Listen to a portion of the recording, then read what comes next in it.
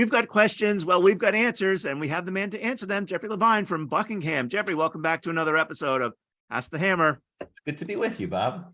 Good to have you here. And I wish I could say I have a sticky one for you, but I think you're going to be able to answer this one without even having to say it depends. But you'll be the judge. This is a lot of pressure now. Well, it depends. All right. It goes like this. I contribute to a 457 plan. Can I also contribute to a tax-deductible IRA? The answer is probably yes. So a few things. First off, if you contribute to a 457 plan, the question is what type of 457 plan?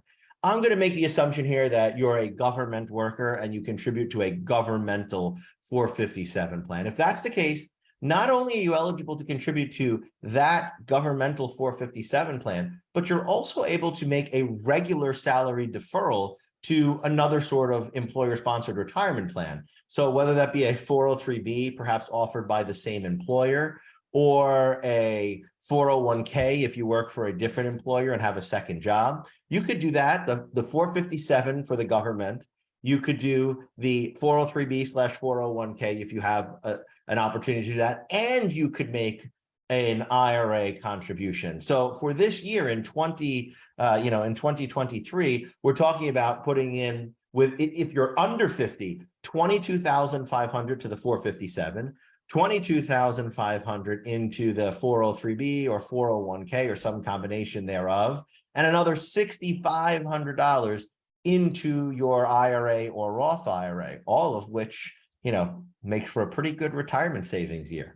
Right. And you wouldn't be subject to the income phase outs on the contribution to the tax deductible IRA? So you can always contribute to the IRA.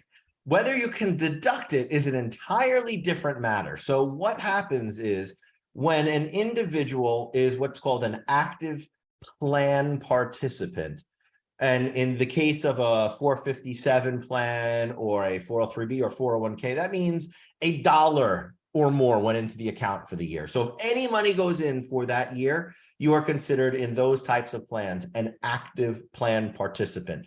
Once you're an active plan participant, then there are income restrictions on how much you can earn and still be able to deduct your IRA contribution. If you're over the income limits and you're an active plan participant, then you can make the IRA contribution, but you can't deduct it. Someone might say, well, why would I do that? Well, there are a lot of potential reasons, right? One is still have tax deferred growth. Another is it's more money to convert down the road to a Roth IRA. So there are lots of benefits still to making these non-deductible or after-tax contributions when you have that opportunity. But certainly you want to be aware of that beforehand. Right. And there's all sorts of tricky rules, right, on the IRS website that talk about you're in the plan versus your spouse being in the plan and whether you can contribute and take the tax deduction. Any tripwires there? Yeah, so that's right. There are different limits on if you're trying to deduct an amount on of an IRA contribution. If you're trying to deduct that IRA contribution, then it's not only your own plan participation that can kind of spoil your ability, but it's a spouse's as well. And there are different limits, right? There's a lower income limit if we're talking about a contribution to your IRA if you are the active participant, versus if your spouse is an active participant and the contribution is being made to your traditional IRA, there's a higher income limit. But for some people, they exceed both and they may end up only being eligible for non-deductible contributions. And there it's fair to ask, like, should we even do this at all?